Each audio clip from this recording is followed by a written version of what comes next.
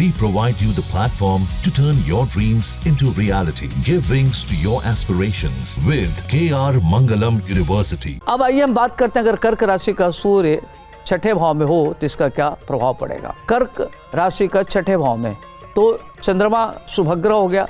छठे भाव में होने से व्यक्ति के गुप्त शत्रु बहुत होते हैं। व्यक्ति अपना खुद में शत्रु होता है, आलसी बहुत होता है, आलस में अपना समय बर्बाद करता है, कोई चीज़ तत्काल प्रभाव से नहीं करता, रिस्क इतना बड़ा ले लेता है कि वह कई बार दिवालिया हो जाता है।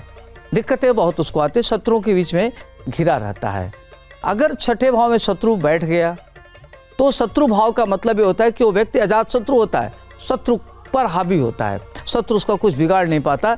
ऐसे लोग अजात शत्रु होते हैं और शत्रुओं के बीच में रह के भी अपनी भूमिका अच्छा करते हैं और बहुत मजबूत स्थिति में आगे बढ़ते हैं, लेकिन उनके लाइफ में स्ट्रगल बहुत रहता है। बगैर संघर्ष के उनको कोई चीज़ नहीं मिलता। तो मिला जुला करके देखा जाता है ऐसे लोगों का हेल्थ वेल्थ का ध्यान रखना चाहिए। सांस की प्रॉब्लम होती है और ख़ास तौर से इनको बैक बोन की प्रॉब्लम हो जाती है, शोल्डर पेन होता है, घुटनों में शोल्डर पेन होता है, घुटनों में दर्द होता है, नसों की प्रॉब्लम होती है, जिससे मौसम चेंज हो जाए तो उनको इचिंग की प्रॉब्लम होती है। तो हेल्थ वेल्थ को लेकर के ऐसे लोगों को खास तौर से बहुत अलर्ट रहने की ज़रूरत है। अब आइए हम बात करते हैं, अगर सप्तम भाव में कर्क राशि का सूर्य हो तो क्या होगा।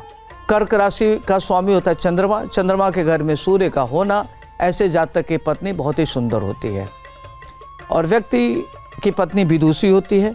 अगर पति है तो पति बहुत इंटेलिजेंट होता है, बुद्धिमान होता है, इंटेलेक्चुअली बहुत मजबूत होता है।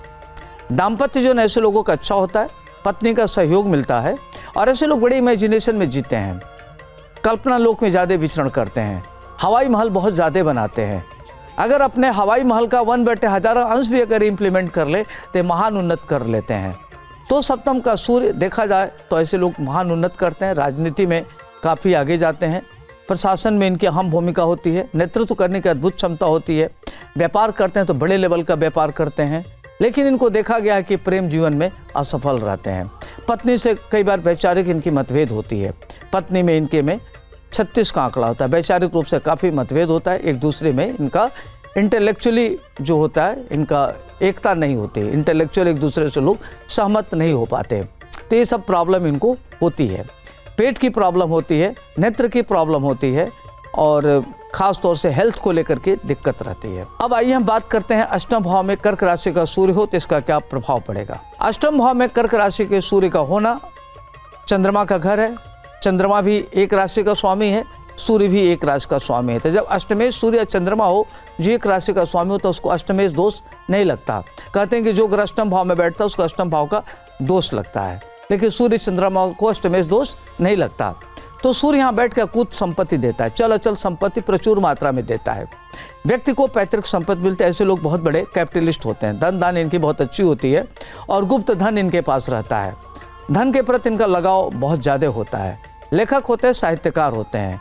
कई बार ऐसे लोगों को देखा गया है कि लोग इनका इतना ज़्यादा हर चीज़ एक्सट्रीमिस्ट होते हैं ये कि कई बार घर द्वार छोड़ करके संत हो जाते हैं, बड़े महात्मा हो जाते हैं। प्रवचन इनका बड़ा अच्छा होता है, मंदिर इत्यादि बनाने में इनका बड़ा अच्छा रुचि होता है, अकल्ट साइंस में इनकी रुचि होती है और बहुत तेज़ गति की गाड़ी चलाना इनके लिए ठीक नहीं रहता। इनको जल से ऊपर से गिरने का भय रहता है, चोट चपेट का भय रहता है।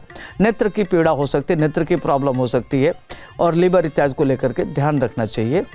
तो ख़ास तौर से अपना मौसम चेंज हो तो हेल्थ का विशेष ध्यान रखना चाहिए। अब आइए हम बात करते हैं कर्क राशि का सूर्य का नवम भाव में बैठे तो क्या होगा। कर्क राशि का स्वामी होता है चंद्रमा। चंद्रमा के घर में सूर्य का होना व्यक्ति बहुत ही कम उम्र में सेल्फ मेड हो जाता है, आत्मनिर्भर हो जाता है। वह किसी का अधीन नहीं रहता, स्वयं के अर्जित किए धन से अपना कार्य चलाता है। अगर बड़े घर में भी हो, माँ बाप बड़े संपन्न हो, तभी वो माँ बाप से पैसा नहीं लेता, अपना खुद का धन अर्जित करके ऐसे लोग आगे बढ़ता है। ऐसे लोगों को देखा गया है कि 18 साल, 21 साल, 24 साल में इनका प्रबल भाग्योदय हो जाता है। ये लोग बड़े भाग्यशाली होते हैं, भाग्य से इनका सारा कार्य संपन्न होता है। कम मेहनत में बहुत ज़्यादा इनको सफलता मिल जाती है। ब्लाइंड ट्रस्ट इनको किसी पर नहीं होता। जब तक किसी को पूरे तरीके से टेस्ट न कर ले, अपने कसौटी पर खरे न उतर जाए, तब तक ये किसी पर भरोसा नहीं करते। लेकिन ये लोग बड़े भाग्यशाली होते हैं, उच्च पद प्राप्त करने वाले होते हैं, राजनीतिक इनकी महत्वाकांक्षा पूर्ण होती है, प्रेम जीवन इनका असफल होता है और ख़ास तौर से इनको जो पुरुष मित्र होते हैं सब इनसे वही लोग जुड़ते हैं जिससे इनको लाभ लेना हो। फिर लोग लाभ लेकर के इनसे दूरी बना लेते हैं। तो इनको थोड़ा सा काफ़ी मानसिक तनाव रहता है और ये सोचते हैं कि हमसे इस तरह का लोग व्यवहार क्यों करते हैं।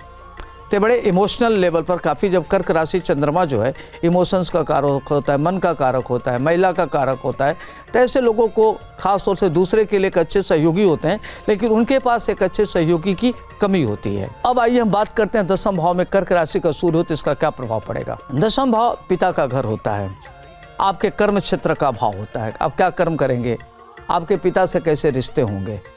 दशम भाव में कर्क राशि के घर में अगर सूर्य हो तो व्यक्ति पिता का भक्त होता है, गुरु का भक्त होता है। गुरु माता पिता के प्रति उसकी जबरदस्त आस्था होती है और व्यक्ति अपने कार्य के प्रति डेडिकेटेड होता है, समर्पित होकर कार्य करता है। प्रशासनिक क्षमता उसकी अद्भुत होती है। अगर वो प्रशासन में जाता है तो उच्च पद प्राप्त करता है, बड़ा नाम होता है उसका और त्वरित निर्णय लेता है, बहुत अच्छा प्रशासक होता है, अपनी एक अलग पहचान बनाने वाला होता है, राजनीति में उच्च पद प्राप्त करता है। ऐसे लोग बड़े पद पर जाते हुए देखे गए हैं और इनके लाइफ में पिता की बड़ी अहम भूमिका होती है। पिता से इनका गहरा नाता होता है, लेकिन वैचारिक रूप से पिता से सहमत नहीं होते। अब आइए हम बात करते हैं कर्क राशि का अगर एकादश भाव में सूर्य हो तो इसका क्या प्रभाव पड़ेगा। एकादश भाव मतलब वो आय का भाव। कर्क राशि का स्वामी चंद्रमा होता है, तो ऐसे लोगों को खास तौर से ननिहाल से धन मिलता है, पिता से धन मिलता है, पैतृक संपत्ति मिलती है, चल अचल संपत्ति इनके पास अकूत होता है और ये देखा गया कि ऐसे लोगों के पास धन प्रचुर मात्रा में आता है और धन की इनके पास कमी नहीं रहती है। बड़े इंटेलिजेंट होते हैं, बुद्धिमान होते हैं, निर्णय लेने में दक्ष होते हैं, शत्रुओं के बीच में रहते हुए भी प्रभावी रहते हैं, शत्रु से घबराते नहीं हैं। अगर इनके पास प्रतिकूल परिस्थिति है तो इनके हौसले बुलंद हो जाते हैं, इनकी कोई सानी नहीं होती, इनकी एक अलग प्रकार की पहचान होती है और ये जिस भी फील्ड में होते हैं उस पर उच्चतम शिखर पर पहुंचने में सफल रहते हैं। अब आइए हम बात करते हैं कर्क राशि में सूर्य 12वें भाव में हो तो उसका क्या प्रभाव पड़ेगा। कर्क राशि चंद्रमा, माता का घर हो गया, माता बहन, तो इस तरह के लोग अपने माता और बहन की जिम्मेदारी को निर्वाह करने वाले होते हैं।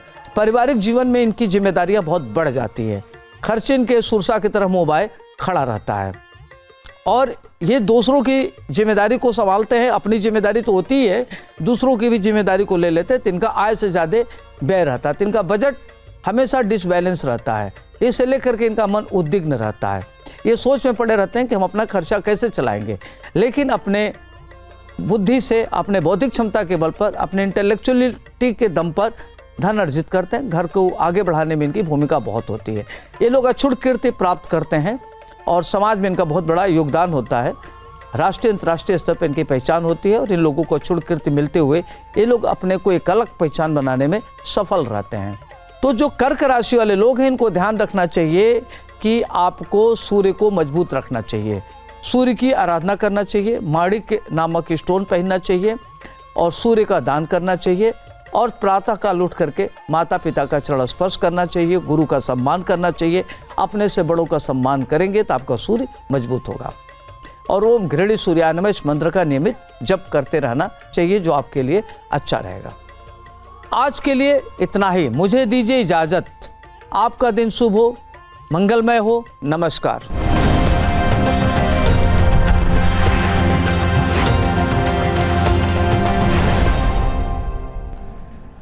जहाँ भक्ति है हर शब्द में, कथाओं में छुपे हैं दिव्य रहस्य और ज्योतिष देता है जीवन को दिशा। धर्म से जुड़ी हर बातों को जानने के लिए हमारे चैनल स्तुति को सब्सक्राइब करें।